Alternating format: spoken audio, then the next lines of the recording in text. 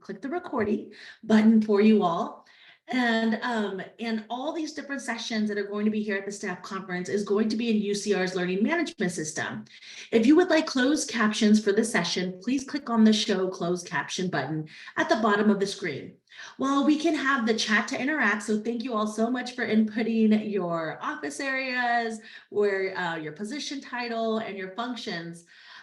Please make sure that you submit your questions using the Q&A feature and not in the chat directly. So at the bottom of your monitor, there should be a Q&A with two little chat boxes. That's where you can go ahead and enter your questions. This allows folks to vote for questions they'd like to have answers. And then we will go ahead and give it maybe a couple more seconds while other folks are still waiting. But please feel free, if you haven't done so yet in the chat, please make sure to write in what office you're at, your position title, and maybe a couple of your function areas. Okay, so with that, let's go ahead and we're going to get started with our session. As always, please be mindful of UCR's principles of community. And now I'm going to go ahead and do a brief introduction. Dr. Ann Quinn has been the manager of instructional design and quality control for UCR Riverside Extension, overseeing the online learning and instructional design function for the past 4 years. Prior to joining UCR, she was a faculty member and director of instructional strategy at Azusa Pacific University. Ann is the co-author with Ruth Clark of the book, The New Virtual Classroom, and has written a number of articles. Ann has developed and taught many courses for corporate and higher education settings on a full-time adjunct and consulting basis and has spoken at many conferences. Ann holds a PhD in instructional design from the University of Southern California, was a research fellow at the Educational Testing Service, and is on the advisory board for UCR Irvine. So thank you so much and welcome, Dr. Ann Quinn. Hello. Wow, we have a lot of people. Thank you so much for coming. I'm going to try to advance my slides here. Okay, why am I doing this? So I feel like I'm not really qualified right here, but really no one is. Like even this is a new area. But I feel like the substitute teacher that comes in and goes, "Oh, hi class. Today we're studying the Revolutionary War." Like I just don't feel, I'm not a programmer. So I'm an instructional designer. So when I learned about this tool, I said, wow, it's kind of at the intersection of content and technology, which is sort of where I live. I said, I better learn about this. And thank you for the introduction, Annalicia. So we already did this. So what I want to do, and the other reason I'm not qualified to talk about this is you all are from so many different areas on campus, and I don't know all those areas. So I do have some content that kind of touches on application of ChatGPT to different functional areas. So, but I really definitely want to hear from you guys. My understanding is in this meeting right now, you're muted, but you can unmute yourself and you can continue to use the chat. And we have like an army on this staff conference, and they are all helping, which is very good. These are some of the books that I use for today. So you want to take a look at that. This is our agenda.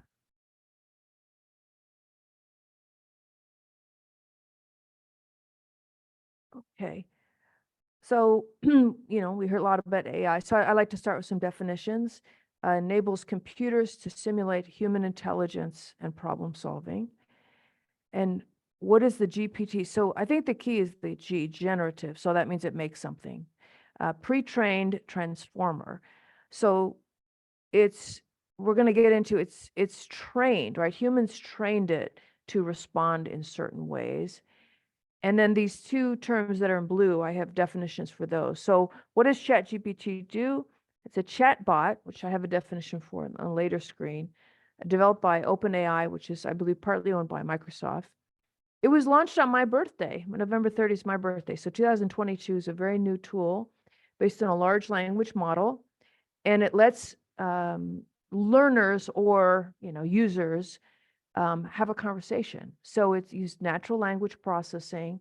You can iterate, you can ask a question and then ask for more detail. you can define, notice here it says length, format, style, level of detail, and language. So ChatGPT is a polyglot. Is that the right term? It speaks many languages, and it's a programmer, and it's a mathematician. It's a lot of things. So we said chatbot was in the definition. Chatbot is a program designed to simulate conversation. So sometimes we see this in customer service where sometimes we get frustrated. I get frustrated. It might say, well, what's your problem? And you say, it's X. And then X doesn't necessarily fit in to what it's, what it's used to getting questions about. So ChatGPT kicks it up much higher where it can make many unique responses. And what is a large language model? So we said ChatGPT is based on a large language model. Algorithm that is equipped to summarize, translate, predict, and generate human-sounding text to convey ideas and concepts. I thought this was funny. This was wearing a mask because I just saw, has anyone seen the group, the Jabberwockies? Yeah, Alicia says yes. They're so awesome. I just saw them in Las Vegas, their dance group. And I thought, well, that looks kind of like the Jabberwockies. Okay, so it's this chatbot, this large language model, and it's trained. So it's gathered. They use enormous amount of data that it fed it, and then it was trained by humans to respond correctly to questions. And then I thought if you'd like to get it, and I think Rudy, you have the link if you want to put it in chat. This is where you can get it from. And the free version is shown on the left. And then I did buy the paid version. And you'll notice here response time. So the idea is you get responses faster. It's prioritized. It does cost money. I believe there are other aspects that make it, there are other features that recommend it, but this was just something I found to kind of give you a basic orientation. And then Rudy's going to put the link in the chat if you want to get this tool. So I thought, well, let's look at an example. So like I said, okay, what's a good title for an internal higher ed staff conference? Does this look familiar? So this is what we're doing today. So hopefully I can launch this response. So I've been saving my responses so we can look at them. Maybe Rudy or Annalicia, you can give me a thumbs up when the document opens so I make sure. Can you see the document? Yes? Okay, thank you. So I said, what is the good title for this? And they said, and I'd already submitted the proposal, but it says Unlocking Productivity. That was pretty good. Harnessing ChatGPT. So we see some of these kind of buzzwords. And then I said, what's a good text for the first slide of the presentation? And it actually gave me a whole agenda, which again, I didn't really follow, but you do see, I think it's good at finding very common patterns. So you go, yeah, you usually start with an introduction. Yeah, you usually end with a Q&A with practice. So you do get good basic structures and general processes that many people follow. So it would definitely be good for someone who's new to a field or a content area, like, oh, I've never created a presentation before. What should be in there? So it's good at coming up with this thing. And then I did another one, which was really not helpful, but it went again to that kind of process. I said, so this, I was thinking about like,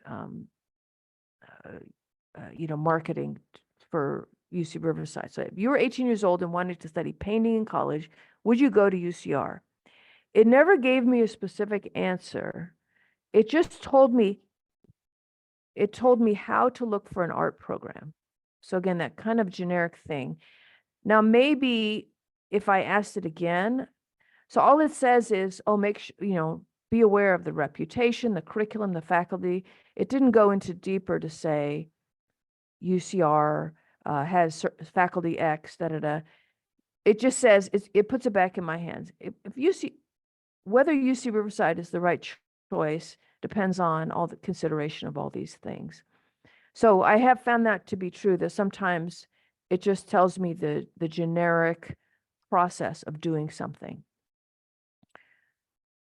So then I did another one, and this one I actually was curious. So my colleague Truck and I we have to roll out digital badging at Extension. So I'm at Extension.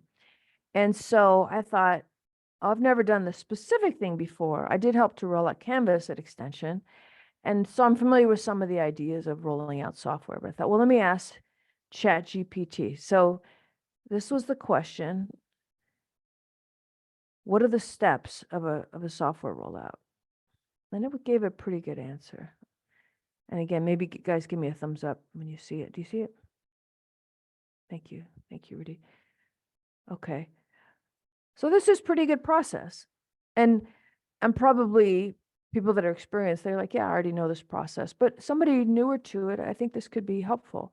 So needs assessment, vendor selection, stakeholder engagement, or maybe you forget about one or two things, and oh yeah, I should do that. Training. I definitely was focused on training, badge design and criteria, testing, integration with existing systems, launch, monitor. I thought about that one.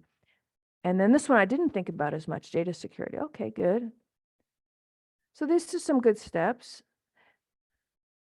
Now, I didn't really feed it anything specific about UCR to customize the steps.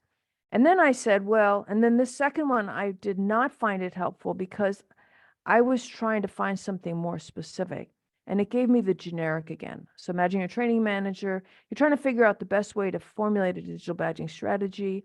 And again, maybe sometimes the way that I say it is not the best way. So sometimes you want to iterate, and maybe strategy should be changed to, criteria. That's really the word I want, criteria. So I said, what are the best types of programs, should be programs, to give badges to considering all these criteria? So just as a very quick background, some universities and other entities badge at a course level, at a skill level, at a program level. So we're trying to figure out what we should do. So it doesn't give me something specific. It just says this is what can be done. It could be short. Now, I noticed here it did say less common. So that gives me something specific. It says you could do credit, you could do non-credit. It's not telling me what to do. It's telling me what could be done. But now for me, for a UCR, I have to figure out what to do. But at least I have some things to work from, which actually is not bad. Any questions or comments so far on this? Okay. So now I want to look at a good prompt structure. So, and this I got from my friend Ray Jimenez, who wrote the book that I put in that early slide about learning design. But I think it's probably, so his focus was creating learning content and the training function using ChatGPT. So I have 4 elements here. So the prompt is the question that you ask the tool, such as, how do I create a digital badging strategy? Okay. But then, Ray and many other people would say, well, maybe give it a little more information. So he would say, give it some context or background info. And you could even feed it an entire article or entire web page or a lot of data, right? I did it more simply. And this I thought was very good. Assign ChatGPT a role. So you might say, and I'll show you some examples. Imagine you're a training manager. Imagine you're a new student, etc. So specify what you want it to do, and then make sure you give the formatting. So is this a report? Is this a poem? Right? How long do you want it to be? Or maybe you say, I want you to write this at an 8th grade level or a 3rd grade level, right? So what do you want? So let's look at some examples. So the first thing was context. So here's some examples in the context of learning design. Again, you can give it a lot of data as the context. These are just some simple examples. Consider the events in U.S. history that led to space exploration. The next guideline was assign ChatGPT a role, and that's like a human role. So you're an instructional designer, you're a life coach, you're a mentor, you're a student, whatever. And you would probably say you're a college student or high school student. The next one is specify the task. So this one says, prepare a 2-hour seminar, blah, blah, blah. Okay. Now this one does say 2 hour, so it does give some parameters. The next one is a little bit more detail about the constraints. 4 summaries, a way that 5-year-olds will understand. Now this says vary the sentence length, use concise paragraphs, write in the third person, consider the inverted pyramid structure, keep each summary at 1 paragraph. Do not use words that are too big. So notice this gives a lot of detail. And you can just try it. You could say, excuse me, you could just say, oh, I want us in whatever, iambic pentameter, whatever.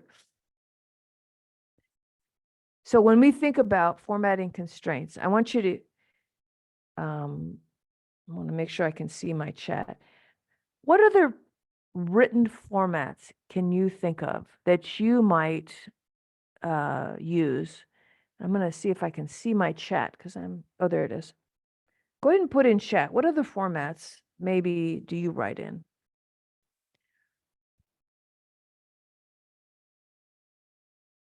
Do you do reports? Do you do marketing copy? Do you write web pages? AP style, thank you.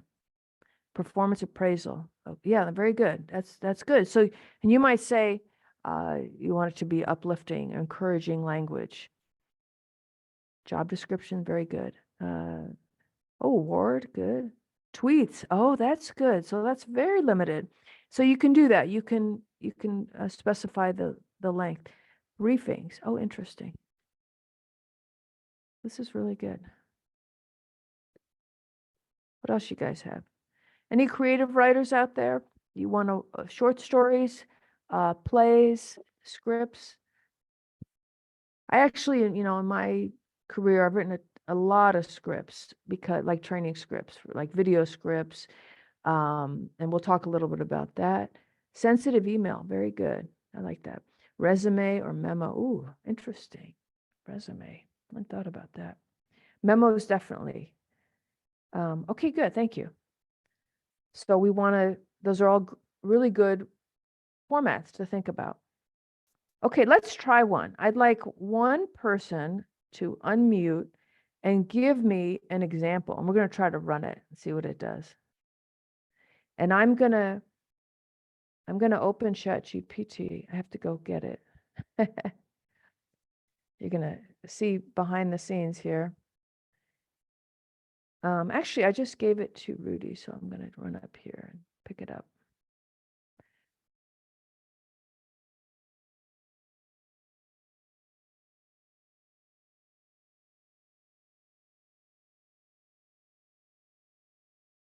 Okay, let me, sorry, I hadn't logged in yet.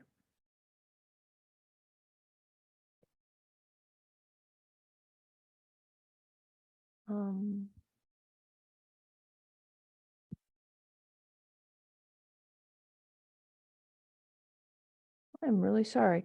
You know what I'm going to ask you to do? I'm going to ask you to think about those 4 things, and I'm going to stop sharing. I'm going to launch ChatGPT. So the 4 things were, I'm going to type them in for everyone, and I want someone to prepare an example. So context, role, the task or question, and then the constraints. I'm going to launch the tool. I'd like you guys to sit and write on a piece of paper, and I'm going to need to launch the tool right now. And then we'll come back and do a run.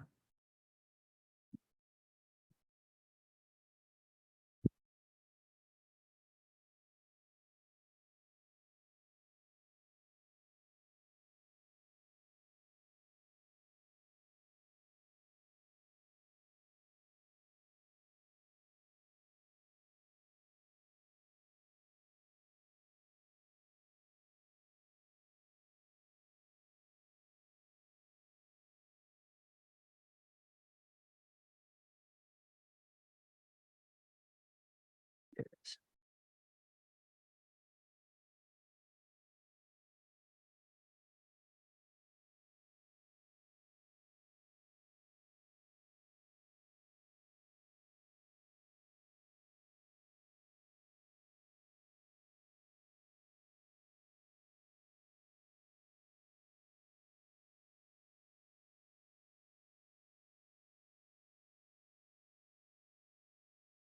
Sorry, guys, I'm on a slow machine.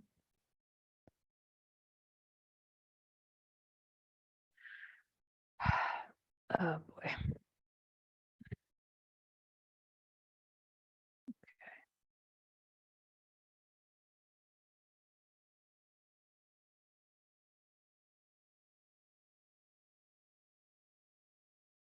Oh.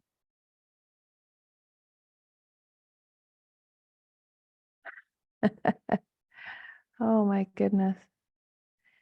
Okay, sorry, guys. I'm going to start this over again.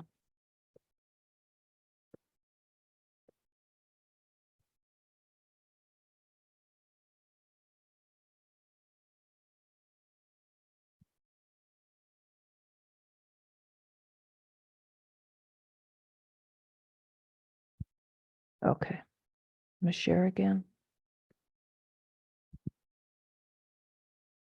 Okay, so we're in the tool.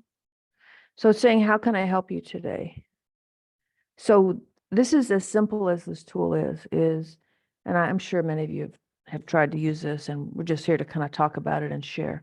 So this is the prompt area down here. Does somebody have an example they would like to share? A question they want? You can just speak up. Bradley, are you going to share one? I see you've unmuted. Sure, yeah. So I am an advisor in the Department of Economics here at UCR. Okay. And this is an issue we deal with each summer with incoming students. You are a high school senior interested in economics, but are unsure if you should study that major or a business major. Very good. A pamphlet with 300 words or less that provides useful information to help decide which of those two majors is best to pursue. Prepare a pamphlet. Please go back to that part, please. Prepare a pamphlet. Sure, with 300 words or less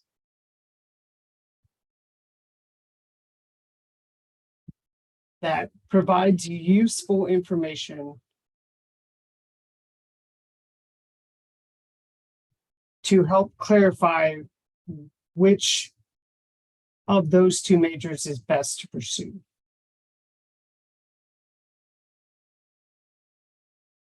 You know what? I'm gonna ask you this. So, a high school senior would not prepare a pamphlet. You know what I mean? Okay, You understood. know, should we say you are an admissions executive, or I think we should Sure. change this part. You are, who would be writing the Apologies. pamphlet? I don't use ChatGPT enough. No, evidently, oh but- no, that's fine. We're just playing with it. Yeah. So let's change that part. Let's make you, like your role, right? Sure, or academic advisor, admissions counselor, or something like that, who works with students interested in. Interested but unsure if they should study. Which of those two majors is what? Most appropriate. Good. I think that sounds good. Okay, let's see what we get. And I'll send this to you. Okay. This is amazing how this works. Okay, can we scroll up? Yeah. I won't make you all read this, but I will send this to you. Go ahead and put your email in chat, please, and maybe one of the team members can capture it for Bradley. You are intrigued by the dynamics of markets, the forces shaping global economies, and the strategies behind successful enterprises. Oh, they really this is very good. They customized it. They made it exciting.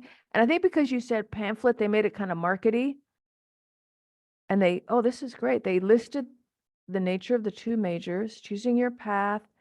Notice it graded that process that I talked about. This is the process for choosing a major. Okay. So I will send that to you. Does anyone else want to go? Thank you very much. Let's do another one. That was fun. I know Addie's on the call. Maybe you can help me out. Anybody? Give me a prompt. Someone else give me a prompt so you can see what it does.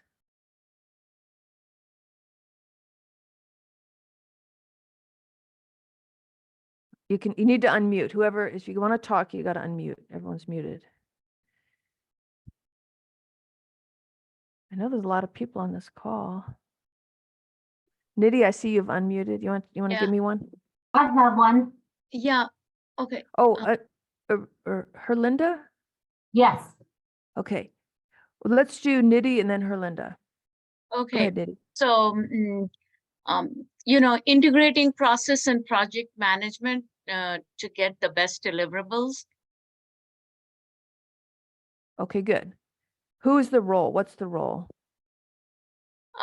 The role is that international students would be doing a project for an organization they want to work with, and they want to integrate the knowledge of process management and project management to give the best deliverables, to any organization. It could be organization at a global level, US or international organization. I'm going to try to just make this small. So I'm saying you're a Okay. consultant for an international organization. Mhm, Write a one-page mhm. recommendation. Give me some task. What's the task that would A recommendation on improving performance and productivity in the workplace. Okay. So this is a very big question. We make it one page. It's going to probably be generic, but let's try it. And Okay. productivity workplace. Thank you very much. Let's see what we get.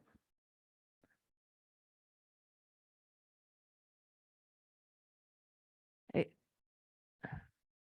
Oh. this is incredible. It's just absolutely incredible. Okay. They use the kind of the rah-rah that I call the rah-rah at the top. Here's a comprehensive recommendation, how to integrate process and project management to maximize, so they address your question, establish your objectives, develop workflows, implement. This is very broad, right? Mhm. But imagine though, for you as I know you're a faculty member, you can dive into a few of these, you Yeah, could and say, I could use it as weekly milestones and, create assignments and, yeah. So for you as a teacher, this is kind of fun. You could assign each person to explore each thing. Thank you very much. Okay, Herlinda, you're next. Go ahead and this, we'll end with this because I have more stuff to discuss with you. What is your prompt, Herlinda? Well, I just was wondering if you could outline courses to become a veterinarian. One more time. Outline the courses or plans to become a veterinarian. Okay. I think that's actually pretty I'm not spelling it right. How do you spell it? Do you know how to spell it? I don't think it's gonna. We'll see if it corrects me. See if it. Oh, I missed an I. Pre-veterinary medicine, bachelor's, doctor. Whoa. That's pretty amazing. So imagine a high school student interested, they could see all this stuff. So back in my day, I'd have to go and get a bunch of college catalogs, It's like a whole curriculum. Thank you are you interested in that field or in that field? My daughter is, that's why I was like, oh, Instead of Okay, well, looking good, at all good. the pamphlets in all the colleges and just wanted to like, I've never done that, so it's kind of cool. Okay, and we'll send these out. Now let me flip back. Thank you very much, you guys. So let me flip back because I have a little bit more to share with you. So this is a structure for a prompt. We didn't do everything for everyone, and we still got good things. And then you could iterate. So for in Linda's example, for her child, maybe depending on the level she's at, she might just say, well, how do I prepare for a bachelor's, right? And once she's in a bachelor's, okay, now I want to know. So you can iterate and refine. Okay. So the next thing I have just a bunch of screens that show possible uses in different fields. And I know you're in different departments.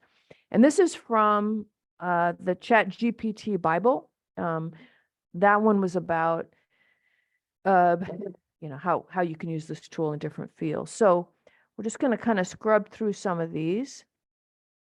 So market research, and they get into some things that are way more technical that not just one person can do, but integrating into other systems and so forth. But that's okay. We can know about them. Okay, interpreting customer reviews. So you could feed it so that on that context step, you can feed it a whole, database of customer reviews and ask it to find trends. What are the topics that potential customers are most concerned about? So for me, I'm an extension and I do work at some level in support. I don't usually work with students, but if we got all this student support data, we could say, what are the most common support issues, right? And then they often say, well, you need to add your human side to it, right? You need to modify it, check it. So that's market research. Sales and marketing, lead qualification. So coming up with, and this is where you'd have to get it to really work with you about who you are, right? Who you are as an organization. So lead qualification. So coming up with the questions to qualify someone as a potential lead. For us, it'd be potential student. And this one, you could put someone, ChatGPT, in the role of an individual of your target market. So if you were, like I did with the art thing, if you're an 18-year-old, which you want to come to UC Riverside for art. This one I thought was quite interesting. Search engine optimization, conversion rate optimization. So with search engine optimization, that's where you try to find the right keywords that you show up in searches. That's about as much as I can say about it. So maybe having ChatGPT help you to write pages, and it says here, titles and pages that have the right keywords, but it's still interesting. It doesn't look like it's just repeating. And then meta description. So the tags, the behind the scene tags that the user doesn't see, but is part of the kind of the back end of the web pages. Customer support. So this would be, I'm sorry, that should be web. There we go. This would be more complicated, to actually build an integrated chat bot, but to handle orders, respond to frequently asked questions and so forth. You could develop an FAQ from, common customer questions. That would be easy to do. And then it's just a static page. Those are always nice to have. Create replies to customer reviews. So this is this kind of higher level, active chat bot, but imagine, that it could go onto social media, and if UCR is mentioned and they say, oh, the teachers are really bad or whatever, you can say, well, please, I'd like to explore more, whatever, to, the spin, right? The spin in ameliorating some of the complaints. Translation. So this is an amazing thing that ChatGPT does, is it can translate. This one I thought was really cool based on my role. Text-based instructions that walk users through the steps. So providing actual training. And there was a piece in that book I read, where it said it could even analyze software, pretty much what it's saying here, and create documentation. Now in that case, they tied it to a higher level tool. As you can imagine, this stuff is very complicated. So we just want to deal with, and I don't even know all that stuff, but it could help you create documentation. We'll at least leave it at that. Now, this one, this page is called Innovation and Idea Generation. Okay, clarify your purpose and goals. So brainstorm. So maybe you're trying to come up with a product, or, you know, in many of our roles, we probably create mini products, right? Such as the example I gave. How am I going to roll out a digital badging to UCR? That's my product, right? That rollout. How do I support it, and so forth? So brainstorm, and then assess the ideas. So then again, the pattern that you see a lot is use ChatGPT, but then you need to meet with your team and discuss it, or meet with your customers, etc. Carry out feasibility studies, examine client feedback, and then the implementation strategy. And I do think ChatGPT is pretty good with coming up with the steps of doing something. Like, how do I roll out software? What are the basic steps? And then it says you can get into, allotting funds. The one thing, you don't always want to give ChatGPT your private data, whether it's financial or data about students, anything that should be kind of secret, you don't want to give it that. So I don't know that I would, give it financial information, right? Because now you're adding to the whole pile of the giant database. I do like this one though. Develop backup strategies and assess risk. So we know with projects, we have to consider risk that could happen. So I like that. What are the risk areas? What are common problems? I think that could be a good use of ChatGPT. And by the way, I'm going to stop for half a second. Any comments so far? I know I'm just kind of screaming through these things. Any comments, questions, anything anyone wants to share? Maybe they've used ChatGPT for some of these functions. You can I have unmute. a question that you might be getting to later on in your webinar, but so I just recently took a class on project management, and we did have a little section on artificial intelligence, and got to play around with a few different chat bots. And one of the things that they said to just be aware of is that it only is giving you information that's inputted into their system. And so we Right. need to be careful that that we're not using a chatbot that has bias or can be discriminatory. And they said, so do research on where your chatbot is getting information. But I don't know how to do that. I don't know how to go and look and see, where is this chatbot getting its information from? And then secondary to that is, will UCR possibly be recommending chatbots that align with their strategies and their to make sure that it doesn't have bias or is discriminatory, if that makes sense. Yeah. So is that Kristen talking?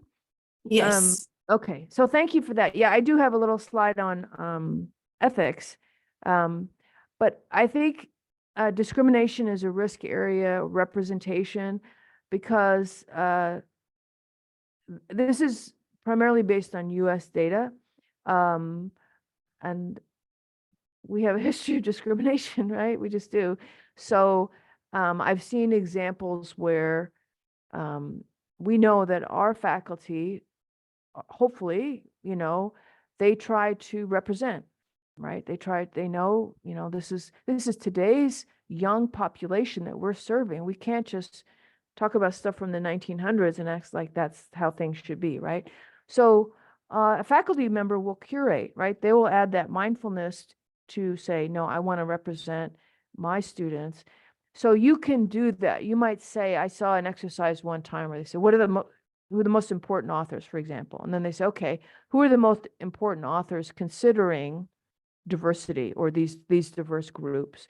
So they can maybe curate, you can maybe curate a little bit just the way you would have anyway if you were, for example, a faculty member. So I think representation is definitely an issue, because if you look at the preponderance of data, it's going to have the same bias that we've always had, right? In terms of where it comes from, I don't know how to answer that question. I really don't know. You know, it's gigantic. I did do a little test to see if ChatGPT knew me. It didn't know me. It didn't know some people that I know who are like pretty well known, like in television and academia. It didn't know them. So whereas, for example, someone I know who's in television, he's in IMDb, he's, you know, pretty kind of well known in his field, but ChatGPT did not know him. So that was kind of an interesting experiment. Okay. How are we doing on time, team? We have about 15 minutes left, but we do have a question if there's time for it. Sure, sure. We have a question from Colin, who is asking if you could talk a bit more about what it means to give ChatGPT data. Oh, what I meant was just, I use that term really broadly a lot of times. So for example, okay, let me think. So maybe we'll go back to my digital badging example where I'm saying, asking it, what should be our criteria for digital badging? Should we do it based on certification programs, courses? Should we just do international programs? And you guys may not know much about extension, but we are non-degree granting. So in order for ChatGPT to make a recommendation, I might give it the data to say, this is who we are, right? Give it the background about UCR's extension, so it doesn't have to just give me those generic responses. That data could be, there's a slide that talks about literature reviews. The data could be articles, you know, you want to summarize an article. You can give it data. It can really, it does statistics even. You can give it data. You could give it like a spreadsheet and say, find the mean of the ages of the population on the spreadsheet, things like that. So I just meant it very broadly. I hope that answers your question. Rudy, were there any other questions in the chat? I'm not Yes, really we looking at have the chat. another one from Sonia. Sonia states, I heard that ChatGPT only includes information up to a certain date. Last I Yes. heard, it was something like 2 years prior. So Yes. it wouldn't have the most up-to-date info such as current trends. Is this That's still true. true?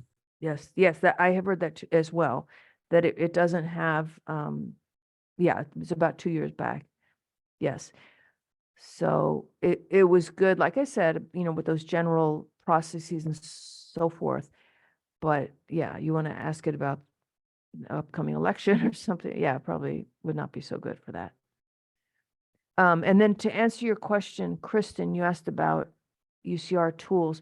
What I just heard just the other day was that UCR was going to go with Gemini as an enterprise-wide tool, which was called Google Bard. And I think maybe they think it has better kind of boundaries that we can. So sometimes what organizations do with a tool like this is they install it so that it's just for their own data, or their data doesn't get out to the rest of the world. So that's a very big concern. So just a quick note, that's what I heard, is that UCR is going to move forward with Gemini. And this is Okay, all, thank you. this is all, yeah. So this is all new stuff in general. And then new to, of course, to all the universities, they're now trying to figure it out. Okay, so the next slide, these slides are just this quick survey of possible uses in different functions. So writing, and you guys gave me a lot of good examples of types of writing. So here's some more blog posts, article, podcasts, reports, product descriptions. One person said job description, could do poems. So brainstorm, and then we always say you edit and proofread. Even what I even have here is on the editing and proofreading. Here's some interesting ideas. So if you fed it, you could write your own content, right? Not ChatGPT, and then you can feed it to the system and ask for feedback and suggestions on strengthening your voice and maintaining consistency. Now, pardon me, if you wanted to strengthen your voice, you might say, my goal is to appear conciliatory. One person said a sensitive email. I like that, right? My goal is to appear as a confidant or whatever, and that's your voice. And then ask it, are you getting that from this? The second bullet says input a draft. So the draft was an example of data that you're feeding it. How to improve sentence structure, coherence, and readability, simplifying or paraphrasing challenging concepts, check for punctuation, grammar, and spelling. And this one was cool. One person mentioned Twitter, right, has an extreme word limit. And sometimes I do, have you guys ever done this? You have to do a conference proposal or some kind of proposal or some form you have to fill out, and you don't realize there's a word limit. Sometimes they tell you, sometimes they don't. So sometimes I've been typing, or I paste it in and then it's much less. So ChatGPT, you can provide it, as we know, with a word limit, and it will edit to that word limit. So even if you write it ahead of time, you can ask it to change it down to the word limit. And now here we get into more creative stuff. So storytelling, and by this I mean like video scripts, film scripts, and anything like that. So you can let's see, crafting engaging characters. So it says here you can input your characters' motives, fears, and wants, flaws, strengths, goals, and obstacles. You can ask ChatGPT to rewrite your story to make it more believable and according to the character that you've given. Give a summary of the plot and ask ChatGPT to give advice on how to advance the plot. So this was interesting. Provide me with ideas for scenes that would assist my main character in learning a moral lesson. So, and it's kind of funny because you may think, well, if you're a writer, you should know how to do that. But maybe you just want some suggestions, or maybe you want to do it earlier in the story or whatever. Research. So this is on research, finding a catchy title, summarizing articles. Okay, literature review. Specify the research goal, choose keywords, ask for a draft, review, edit, revise. And the review, edit, revise can be you, can be the system. This I find really interesting. Data analysis. You can ask it which type of analysis or statistical test would be appropriate to test an hypothesis. You can ask it to explain. So you say, can you remind me what is the difference between a t-test and a p-value or whatever, that you want to be kind of brought up to date. ChatGPT can produce data on variables, customer demographics, so forth. And this is good. Present insights after the data analysis and point out trends or anomalies. So you could you could feed it some data and then say, please do a correlation between these two variables. And then you could give some more background and say, well, what's the insight that you would get from the findings that you found from conducting the correlation? It's kind of crazy, huh? Any comments on any of this stuff? Is anyone scared? Okay. This is some tools, and Rudy's going to share this with you in the chat. This is some things that I found, some other kinds of tools. And so then Kristen asked about ethics. We just have 2 more slides, so we're doing good here. Representation. So representation of various populations, data privacy. And then I just heard it does not detect offensive language. So be aware of that. The person reading it may think they're speaking with a person.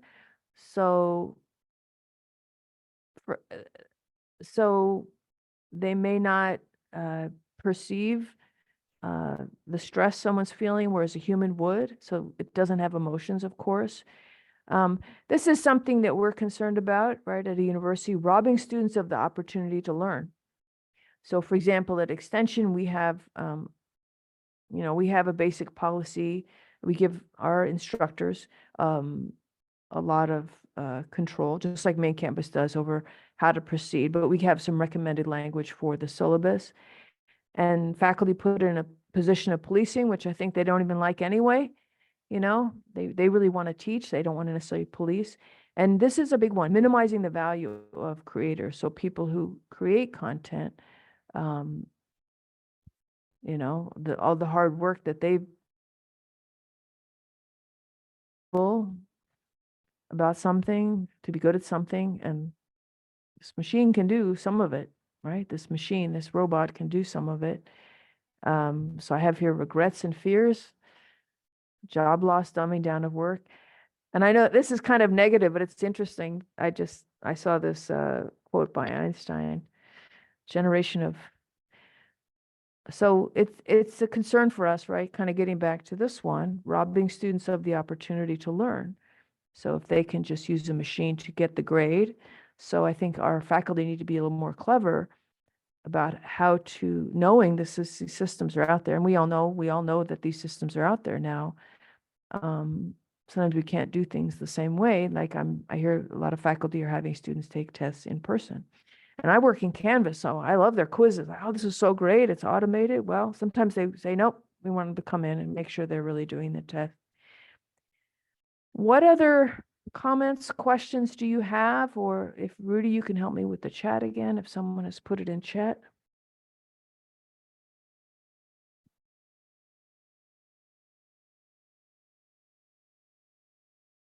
Or you guys can unmute. Just have a few more minutes.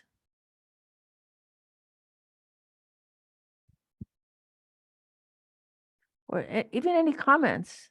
What do you think are ethical considerations, or anything? Any other comments that people have? I'll try to take a look at the chat too.